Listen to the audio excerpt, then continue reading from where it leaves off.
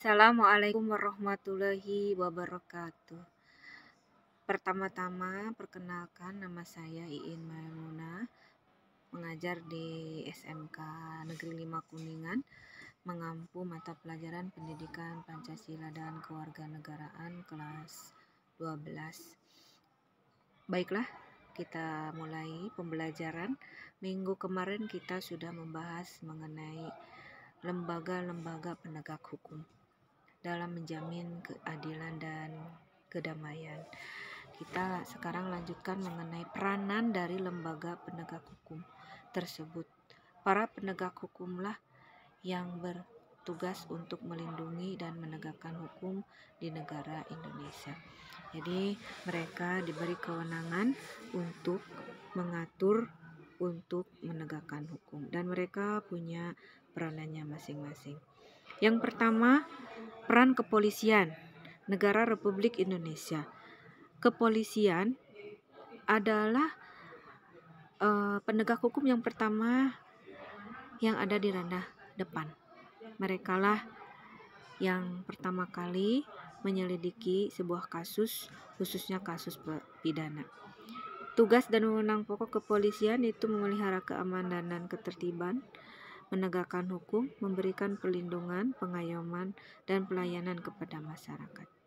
Jadi, kepolisian dalam menegakkan hukum, kepolisianlah yang pertama kali mempunyai tugas untuk melakukan penahanan, penggeledahan, dan menyelidiki kasus yang terjadi di lingkungannya. Ya, yang kedua, peran Kejaksaan Republik Indonesia. Jadi setelah pihak kepolisian melakukan penyelidikan dan melakukan BAP, kemudian kasusnya tersebut akan dilimpahkan kepada kejaksaan. Di tiap daerah ada kejaksaan yang namanya kejaksaan negeri. Ya, baiklah, peran kejaksaan apa saja? Yang pertama adalah melakukan penuntutan. Jadi mencari saksi bukti yang lebih akurat untuk melakukan penuntutan kepada si tersangka. Yang kedua, melaksanakan putusan pengadilan yang sudah memperoleh kekuatan hukum tetap. Yang ketiga, melaksanakan pengawasan terhadap pelaksanaan putusan sidang bersyarat, sidang pengawasan, dan lepas bersyarat. Yang keempat, melakukan penyidikan terhadap tindak pidana tertentu berdasarkan undang-undang. Yang keempat, melindungi berkas perkara tertentu, dan untuk itu dapat melakukan pemeriksaan tambahan bersama penyidik sebelum dilimpahkan ke pengadilan. Jadi sebelum dilimpahkan ke pengadilan, kasus tersebut harus diteliti kembali kebenarannya oleh kejaksaan. Nanti kalau udah benar-benar ada saksi, ada bukti tambahan dari pihak kepolisian, maka baru dilimpahkan ke pengadilan. Peran jaksa dalam bidang pidana juga ada di dalam bidang perdata dan tata usaha negara untuk ketertiban dan ketentraman umum, yaitu sebagai berikut: meningkatkan kesadaran hukum masyarakat, mengamankan kebijakan penegakan hukum, mengawasi peredaran barang cetakan, mengawasi aliran kepercayaan yang dapat membahayakan masyarakat dan negara, mencegah penyalahgunaan dan atau penodaan agama, penelitian dan pengembangan hukum serta statistik kriminalitas.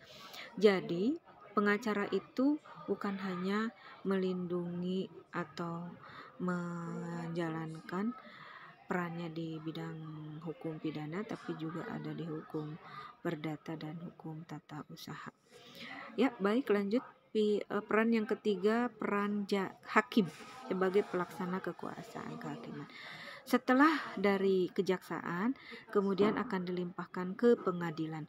Pengadilan itu adalah tempat untuk proses tata cara untuk menegakkan penegakan hukum. Di pengadilanlah akan ada tata cara bagaimana untuk penegakan hukum. Di dalam pengadilan itu ada hakim. Seorang hakim harus memiliki integritas, kepribadian tidak tercela, jujur, adil, profesional, dan berpengalaman di bidang hukum. Karena ada pepatah mengatakan, di tangan hakimlah seseorang bisa berubah nasibnya, khususnya yang menjadi terdakwa di pengadilan. Karenanya hakim harus benar-benar menggali, mengikuti, dan memahami nilai-nilai hukum serta rasa keadilan dalam hidup masyarakat. Karena seorang hakim diberi kewenangan untuk mengadili atau untuk memberikan vonis kepada si terdakwa. Karenanya, vonis tersebut jangan sampai membuat seseorang yang tidak bersalah menjadi dibawa ke ranah hukum dan dijebloskan ke lembaga pemasyarakatan. Di tangan hakimlah nasib si terdakwa tersebut. Makanya hakim itu harus benar-benar profesional. Yuk, lanjut. Peran advokat dalam penegakan hukum. Di dalam pengadilan itu ada hakim, ada pengacara atau advokat, dan ada jaksa. Hakim yang memutuskan, yang mengadili, jaksa yang akan menuntut, dan peran advokat adalah untuk mendampingi si terdakwa, membela si terdakwa supaya mereka benar-benar ada pendampingnya. Advokat memiliki hak dalam melaksanakan tugasnya sebagai berikut. 1. Bebas mengeluarkan pendapat sesuai aturan, bebas menjalankan profesinya sesuai aturan, tidak dapat dituntut baik perdata maupun pidana dalam menjalankan tugas profesinya dengan baik, berhak memperoleh informasi, data, dan dokumen dalam instansi untuk pembelaan kliennya, berhak atas kerahasiaan hubungan dengan klien termasuk perlindungan atas berkas dan dokumennya, tidak dapat diidentifikan dengan kliennya untuk membela perkara klien oleh pihak yang berwenang dan atau masyarakat.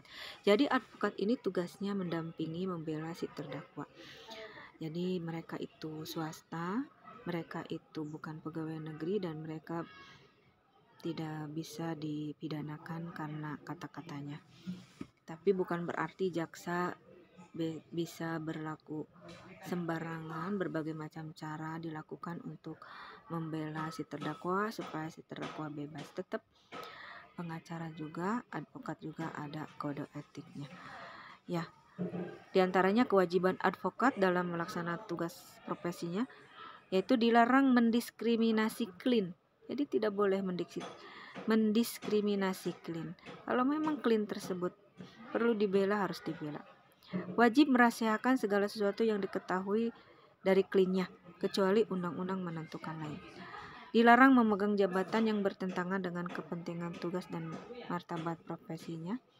Dan advokat yang menjadi pejabat negara tidak melaksanakan tugas profesinya selama memangku jabatan tersebut. Jadi advokat itu adalah yang akan mendampingi si terdakwa supaya si terdakwa merasa tenang dalam menjalani proses di pengadilan tersebut. Mungkin itu saja penjelasan dari saya, semoga bermanfaat. Wassalamualaikum warahmatullahi wabarakatuh.